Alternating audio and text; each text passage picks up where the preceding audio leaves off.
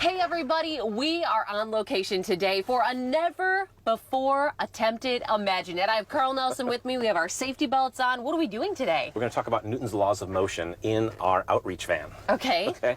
So right now, this van and everything in it is at rest. And we're going to stay at rest unless we somehow accelerate down the road. Right. So that's what we're going to do. Okay. We've got a passenger here who's kind of unbelted. He does have a string, but we're going to see what happens when we accelerate down the road. All right, so we are watching our yellow passenger. Yeah, and ourselves. So. Sure. So we got Sarah in the driver's seat. Sarah, go ahead and just punch it. Floor us.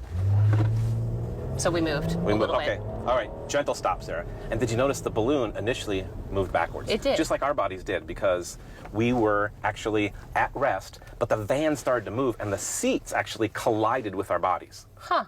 Right? Pushing us a little forward in the back? Well, yeah, well, kind of. It feels like we get pushed into the seats, Yeah. but it's really our bodies at rest, and the van runs into us. Huh. Okay. So Same we were thing. never moving. Well, we is what did. You're saying. Once the van caught up to us, then it started pushing us forward. Okay. Okay. Same thing with the balloon. It was initially at rest, and it started to move backwards. Sarah, just give us a little burst. See how the balloon comes back? Yep. Okay, gentle stop. So we're going to see what happens, though, if we put a balloon filled with helium gas in front of us. Okay. Okay, because and this one's just blown up with... This is regular air. Okay. Now, everybody's probably experienced this in a car, right? You're in a car, someone floors it. Move your foot for a second. You know, a balloon right there. So we have a balloon that's floating, Okay. a balloon that's just hanging in the air, and we're going to see if there's any difference. And like, what do you think? Would there be a difference? Just because it's floating? I don't know. I think that maybe this one will be a little bit more grounded. Right. Because I don't know. That's just All right. that's my hypothesis. Let's try it. So Okay. Sarah, go ahead and punch it. All right, emergency stop. Stop. Yeah. Did you see what the Wow. balloon did, right? When we accelerated, we got pushed backwards, Yes. essentially, but the balloon went forward. It did. It went forward. What's going on? I don't know. Is it just because of the weight of what's inside, the gas? You're on the right track. Okay. This van is filled with gas. It's filled with air. Yeah. Sarah, go ahead and punch it again. Goes forward. Uh-huh. Emergency stop. Quick. Goes back. Wow. Okay, the air inside of the van is actually at rest. When she accelerates, more air gets back here, and up front where they are, there's a little bit less air.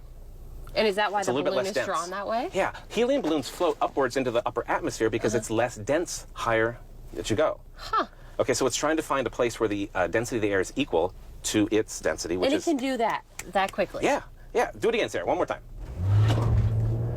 And then stop, fast. All the way back. It's just Wow. so As cool. I'm thrown forward, As the you're thrown balloon's coming forward, back the at balloon me. goes back. So we're going to actually try going through a loop-de-loop up here and see Okay. what happens when we go in a circle with our balloons. Okay. So it looks like the road is clear. That's kind of a cool thing. If you've ever carried party balloons in your car, you've probably noticed this. All right, so brace yourself. Speedy up here in the driver's seat is going to take us around this loop pretty quick. We're going to make a left-hand turn fast. And they go in wow. go in opposite directions. Opposite directions. And the line connecting them almost even looks the same. It does. It's that. All right, punch it. It goes forward and give us a stop. And it goes back. Good thing you're Wow. wearing the seatbelt. Yeah, and you can hear my emergency Yeah. pull So in there. It's just a really nice demonstration of what happens when you're in an accelerated vehicle. Okay.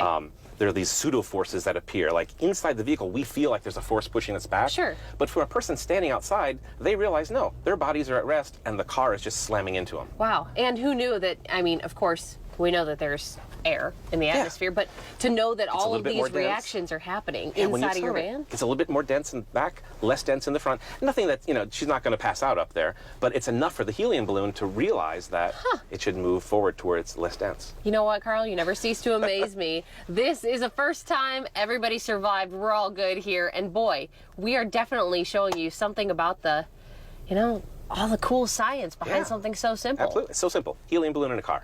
Who would have known? Don't try this at home. That's this week's Imagine It.